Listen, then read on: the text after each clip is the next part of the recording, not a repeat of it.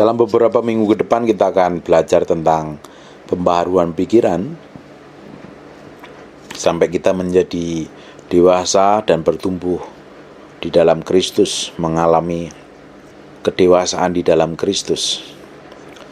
Dan untuk menjadi orang Kristen dan bagian dari kerajaan Allah, kita harus dilahirkan secara rohani. Kita sudah dilahirkan secara fisik atau daging, tetapi untuk menjadi orang Kristen, kita harus dilahirkan kembali. Yesus memberitahukan Nikodemus di dalam Yohanes 3 ayat 3 dan 6, jika seorang tidak dilahirkan kembali, ia tidak dapat melihat kerajaan Allah. Apa yang dilahirkan dari daging adalah daging, dan apa yang dilahirkan dari roh adalah roh. Mungkin Anda tidak sadar, Anda adalah manusia roh. Anda yang sesungguhnya bukanlah tubuh atau pikiran Anda, melainkan roh Anda ya. Anda diciptakan menurut gambar Allah, dan Allah adalah roh. Buka sebentar di Kejadian 1 ayat 26. Baiklah, kita menjadikan manusia menurut gambar dan rupa kita. Di Yohanes 4 ayat 24 mengatakan, Allah itu roh, dan barang siapa menyembah dia harus menyembahnya dalam roh dan kebenaran. Ayat ini tidak mengatakan bahwa Allah adalah suatu pikiran atau suatu tubuh. Ayat ini mengatakan Allah itu roh. Dengan demikian, Anda adalah roh karena Anda diciptakan menurut gambar Allah. Pada waktu Anda dilahirkan kembali, Anda yang sesungguhnya, yakni manusia roh Anda, lahir. Anda yang sebelumnya mati secara rohani dan terpisah dari Allah, kini memiliki hidup yang kekal dan bersekutuan dengan Allah. Di Yohanes 3 ayat 16 dan 18 mengatakan, karena begitu besar kasih Allah akan dunia ini, sehingga Ia telah mengaruniakan anaknya yang tunggal. Setiap orang yang percaya kepadanya tidak akan binasa, melainkan beroleh hidup yang kekal. Sebab Allah mengutus anaknya ke dalam dunia bukan untuk menghakimi dunia, melainkan untuk menyelamatkannya oleh dia. Barang siapa percaya kepadanya, ia tidak akan dihukum. Barang siapa tidak percaya, ia akan berada di bawah hukuman, sebab ia tidak percaya dalam nama anak tunggal Allah. Perhatikan baik-baik. Hal ini terjadi dalam alam roh, bukan dalam alam jiwa atau mental, dan bukan juga di alam fisik. Pada saat Anda dilahirkan kembali, pikiran dan tubuh Anda tidak berubah, tetapi roh Anda mengalami penciptaan ulang. Paulus berkata dalam 2 Korintus ayat 5 ayat 17, jadi siapa yang ada di dalam Kristus, ia adalah ciptaan baru. Yang lama sudah berlalu, sesungguhnya yang baru sudah datang. Perhatikan baik-baik. Jelas bahwa semua pikiran lama Anda tidak lenyap, karena Anda tetap mengingat hal yang sama yang Anda lakukan sebelum Anda diselamatkan. Jika Anda memikirkan tentang masalah keuangan sebelum Anda diselamatkan, Anda tetap memikirkan masalah keuangan setelah diselamatkan. Jika Anda memikirkan masalah tentang mabuk-mabukan pada hari Sabtu malam sebelum Anda diselamatkan, pikiran tersebut akan timbul kembali dalam benak Anda setelah Anda diselamatkan. Meskipun damai dan sukacita keselamatan yang Anda alami mempengaruhi jalan pikiran Anda, pada dasarnya kondisi pikiran Anda masih tetap sama seperti sebelumnya. Roh Anda lah yang mengalami penciptaan ulang. Tubuh Anda juga tetap sama. Jika Anda bertubuh tinggi dan berambut merah, sebelum Anda diselamatkan, Anda pun akan tetap demikian. Pakai gigi palsu, tetap gigi palsu. Pakai rambutnya dicat, rambutnya tidak berubah, tetap dicat yang sama. Kelahiran baru Anda adalah suatu pengalaman rohani yang mengubah roh manusia dalam keadaan mati dan terpisah dari Allah menjadi satu roh yang hidup dan bersekutu dengan Allah. Sebagai seorang yang beriman yang telah dilahirkan kembali, Anda sekarang adalah anggota keluarga kerajaan Allah yang sedang dalam perjalanan menuju surga. Anda sekarang adalah kebenaran Allah yang tidak ada lagi penghukuman di atas hidup Anda. Bapak Ibu bisa catat ayatnya di Kolose 1 ayat 12 dan 13, 2 Korintus 5 ayat yang ke-21, di Roma 8 ayat 1. Kalau saja kita ini orang-orang Kristen dapat menetap di dalam alam roh yang baru ini, kita dapat menjalani hidup ini dengan penuh kemenangan tentunya, dan mengatasi setiap keadaan semenjak hari kita dilahirkan kembali. Akan tetapi kita masih mempunyai jiwa dan tubuh yang harus dihadapi. Jiwa Anda adalah pikiran, emosi, dan kehendak Anda. Di sini pemikiran, pertimbangan, dan imajinasi Anda berlangsung dan Anda sendiri yang harus memutuskan bagaimana Anda bereaksi dan memberi respon terhadap keadaan-keadaan hidup yang kita hadapi. Ingat, jiwa kita tidak dilahirkan kembali. Demikian pula tubuh kita. Tubuh kita adalah rumah kita di bumi ini. Petrus menamakan kemah kediaman manusia roh. Kita adalah orang-orang Kristen yang paling banyak menghadapi kesulitan dalam jiwa kita ini. Dalam pemikiran dan pertimbangan kitalah yang seringkali menolak informasi yang diberikan roh kita dan tetap terus melakukan apa yang diinginkan oleh daging. Walaupun roh kita sudah dilahirkan kembali dan Roh Kudus sekarang hidup di dalam diri kita, kita cepat meremehkan apa yang dikatakan roh di dalam hati kita. Kunci menuju kehidupan Kristen yang sukses adalah membuat pikiran kita ini selaras dengan Roh Kudus dan menaati apa yang dikatakan oleh manusia roh kita. Di Roma 8 ayat 6 dan 7 memberitahukan kita, karena pikiran duniawi adalah maut, tetapi pikiran rohani adalah hidup dan damai sejahtera. Karena pikiran duniawi adalah perseteruan terhadap Allah, karena ia tidak takluk kepada hukum Allah. Hal ini memang tidak mungkin baginya. Ini dalam terjemahan King James ya Bapak Ibu. Perhatikan bahwa Anda dapat berpikir dalam dua cara, secara duniawi atau secara rohani. Anda mempunyai pilihan untuk belajar. Anda mempunyai pilihan untuk berpikir sebagaimana yang diperintahkan oleh kedagingan Anda atau sebagaimana yang diperintahkan oleh roh Anda. Duniawi artinya kedagingan. Jadi pikiran duniawi adalah pikiran yang selaras dengan hal jasmaniah atau duniawi. Tubuh Anda dapat memberitahukan Anda untuk melakukan apa saja dan kapan saja. Kadang-kadang tubuh Anda ingin bermalas-malasan. Mungkin tubuh Anda ingin menjadi gemuk. Bahkan tubuh Anda menginginkan berzina. Namun jika pikiran Anda mengikuti kemauan tubuh, Anda akan selalu berada dalam trouble, dalam kesulitan.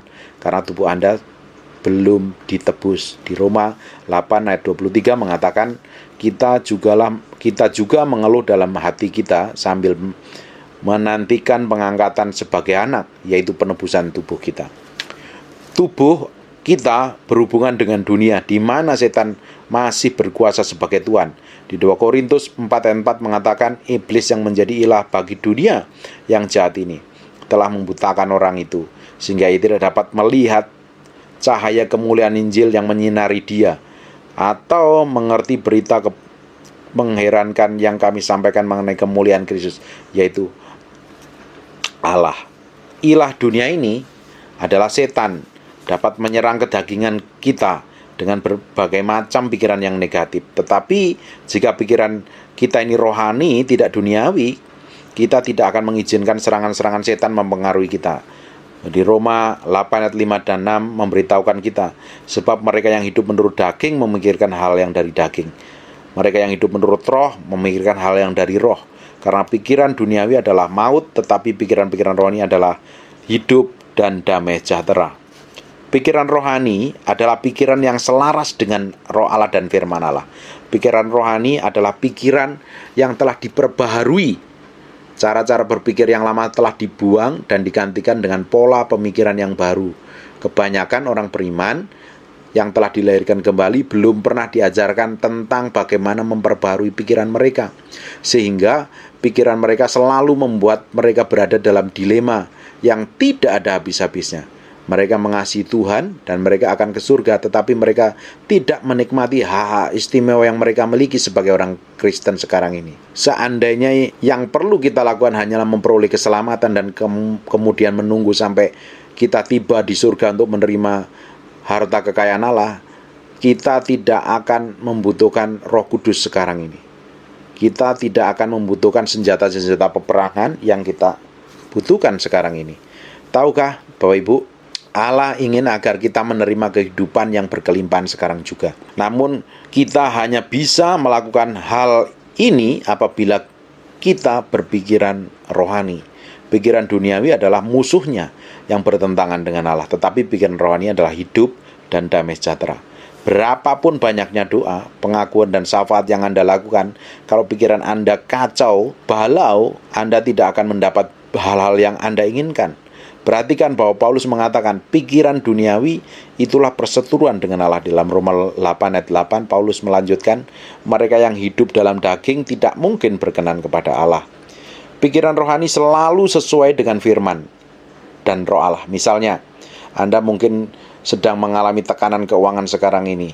Ketika Anda duduk untuk memikirkan tentang apa yang Anda harus lakukan, roh Anda langsung mengatakan, berilah dan kamu akan diberi suatu takaran yang baik, yang dipadatkan, yang digoncangkan, dan tumpah keluar akan dicurahkan dalam ribaanmu. Di Lukas 6 ayat 38. Kemudian pikiran duniawinya, dagingnya berpikir, kalau saya memberi berarti saya harus mengeluarkan uang lagi. Jumlah uang yang saya dapat gunakan untuk melunasi bon-bon tagihan akan berkurang, dan keadaan saya akan menjadi lebih buruk dari sebelumnya. Kemudian manusia roh Anda berkata, bawalah seluruh persembahan persepuluhan itu ke dalam rumah perbendaharaanku supaya ada persediaan makanan di rumahku. Dan ujilah aku, firman Tuhan semesta alam. Apakah aku tidak membukakan bagimu tingkap-tingkap langit dan mencurahkan berkat-berkat kepadamu sampai berkelimpahan? Aku menghardik bagimu belalang pelahap supaya jangan dihabisinya hasil tanahmu. Di Malaki 3 ayat 10-11. Tetapi pikiran ini kembali, pikiran daging tadi mulai muncul kembali dalam benak kita. Tidak mungkin itu hanya berlaku untuk para pendeta. Orang awam seperti saya tidak akan pernah menerima berkat-berkat Allah. Mana mungkin sih? Jadi kita memutuskan untuk mencoba meminjam dan meminta agar Anda dapat keluar dari permasalahan yang dengan cara kita sendiri, bukan dengan cara Tuhan. Apakah Anda melihat apa yang telah terjadi? Pikiran Anda mengesampingkan roh Anda yang sesuai dengan firman dan roh Allah. Roh Anda berusaha masuk memimpin Anda ke dalam ke jalan kemenangan Allah. Tetapi pikiran yang duniawi tidak mau menerima hal yang berasal dari Allah, melainkan selalu menolaknya. Saya yakin Anda pernah berada dalam satu posisi di mana seorang telah membuat Anda marah dan Anda berpikir saya akan memberikan pelajaran orang ini. Kemudian di dalam hati Anda mendengar, bersikap tenang dan kasih orang ini. Dan ia tidak tahu apa yang ia sedang lakukan, tetapi Anda memutuskan untuk tetap melakukan keinginan Anda. Lalu Anda membuka mulut, Anda mulai mencaci maki orang tersebut, dan kini benar-benar tahu orang tersebut bagaimana orang Kristen itu harusnya menjadi pengasih dan penyabar. Ternyata tidak ditemuin. Karena pikiran yang salah, kita kehilangan kontrol dan menimbulkan banyak masalah bagi diri kita sendiri. Pikiran yang duniawi akan terus membuat kita mengalami banyak kesulitan, sedangkan pikiran rohani adalah kehidupan dan damai sejahtera. Pikiran merupakan titik tumpu antara suatu kehidupan rohani yang positif dan suatu kehidupan duniawi yang negatif. Keduanya pilihan ini senantiasa kita hadapi dan kita harus tetap memilih untuk berpikir secara rohani. Ketika Anda baru diselamatkan, membuat keputusan untuk berpikir secara rohani seolah-olah itu sangat sulit sekali. Setiap kali Anda memalingkan wajah, Anda selalu ada kesempatan untuk melihat sesuatu yang negatif, melakukan sesuatu yang negatif, atau mengatakan sesuatu yang negatif. Dan banyak kali kita langsung saja melaksanakan begitu saja. Tetapi setelah itu kita mulai merasa bersalah dan bertanya kepada Tuhan, mengapa saya harus melakukan ini? Semakin banyak orang berpikir secara duniawi, semakin sulit bagi Anda untuk berjalan dengan Allah. Jadi Anda harus menggunakan kemauan Anda dan mulai merubah cara berpikir Anda. Bagaimana firman Allah timbul di dalam benak Anda, langsung bertindak berdasarkan firman tersebut tanpa berusaha membuat pertimbangan dan berbagai macam argumentasi untuk mengetahui mengapa Anda harus melakukannya. Lakukan saja yang Allah katakan. Jika Anda mencoba untuk memahami segala sesuatu yang Roh Kudus katakan, Anda akan selalu berpikiran duniawi. Saya kenal beberapa orang yang telah mencoba memahami Alkitab selama bertahun-tahun, namun sekarang belum juga berhasil.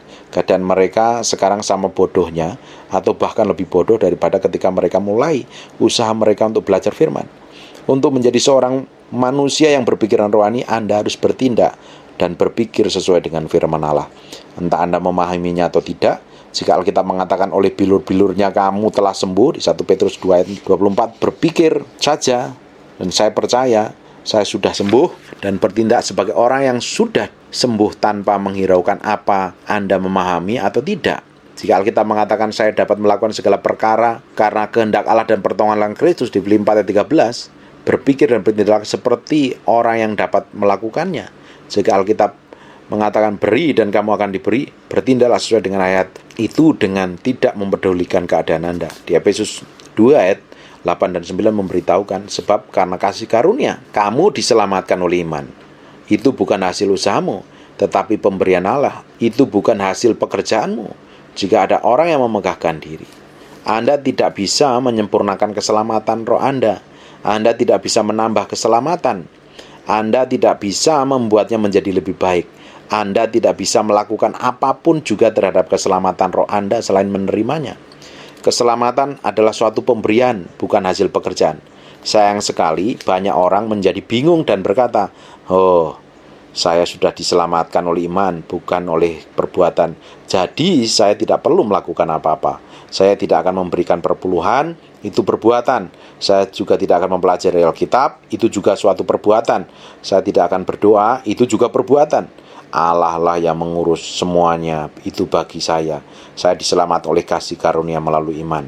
Benar, Anda tidak bisa menambahkan apapun pada keselamatan atau menyempurnakan keselamatan.